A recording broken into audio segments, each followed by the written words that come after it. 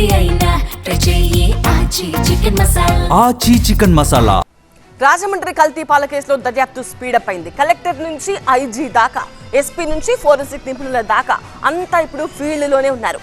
అసలు ఆ పాలలో ఏం కలిసింది? పాల కేంద్రం వెనుకున్న చీకటి కోణాలేంటి? అధికారుల విచారణలో ఏం తేలింది? రాజమండ్రి కల్తీపాల ఘటన ఇప్పుడు ఏపీలో ప్రకంపనలు క్రియేట్ చేస్తోంది. వరలక్ష్మి డైరీ నిర్వహిస్తున్న గణేష్ పాల కేంద్రంలో దర్యాప్తు ముమ్మరమైంది. ఆల్ డిపార్ట్మెంట్స్ ఆన్ డ్యూటీలో ఉన్నాయి. కలెక్టర్, ఐజీ, ఎస్పీలతో పాటు ఫోరెన్సిక్, పశుసంవర్ధక శాఖ అధికారులు ఏకకాలంలో మోహరించి విచారణను వేగవంతం చేశారు. జిల్లా ఎస్పీ నరసింహకిషోర్ ఆధ్వర్యంలో ఫోరెన్సిక్ బృందం పాల కేంద్రంతో పాటు వ్యాపారి నివాసంలోనూ సోదాలు నిర్వహించింది. పాల కేంద్రంలో సోదాలు నిర్వహించిన ఫోరెన్సిక్ టీం అక్కడ నిల్వ ఉన్న పాలు, పెరుగుతో పాటు పాలను ప్యాక్ చేసేందుకు వాడే వెనిగర్, ఫ్రిడ్జ్ లో ఉన్న కొన్ని అనుమానాస్పద కెమికల్స్ ను స్వాధీనం చేసుకున్నారు.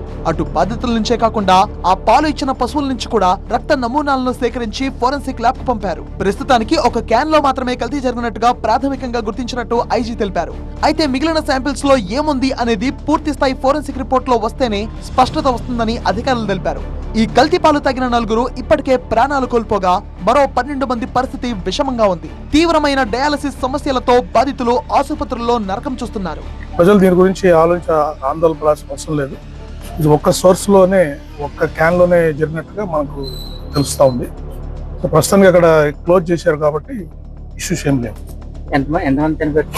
ప్రస్తుతానికి 4 చనిపోయారండి. మిగతా వాళ్ళు హాస్పిటల్ ట్రీట్మెంట్ తీసుకుంటున్నారు. వాళ్ళు స్పెషాలిటీ హాస్పిటల్ పెట్టి మంచి ట్రీట్మెంట్ ఇస్తున్నారు. ఈ పాలు సరఫరా అయిన నరసాపురం పరిధిలో 126 కుటుంబాల ఆరోగ్యంపై తీవ్ర ఆందోళన వ్యక్తమవుతుండటంతో చౌడేశ్వరి నగర్, స్వరూప్ నగర్ లో హెల్త్ క్యాంపులు ఏర్పాటు చేసి వైద్య పరీక్షలు నిర్వహిస్తున్నారు అధికారులు.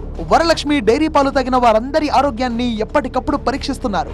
బాధితుల నుంచి సేకరించిన పాలు, పెరుగు, బాధితుల రక్త నమూనాలను ల్యాబులకు పంపించారు. పరీక్షలు నిర్వహించేందుకు విశాఖపట్నం నుంచి ప్రత్యేక బృందం తీసుకొస్తున్నామని ఏపీ వైద్య ఆరోగ్య శాఖ కమిషనర్ వీర్ పాండ్యన్ వెల్లడించారు.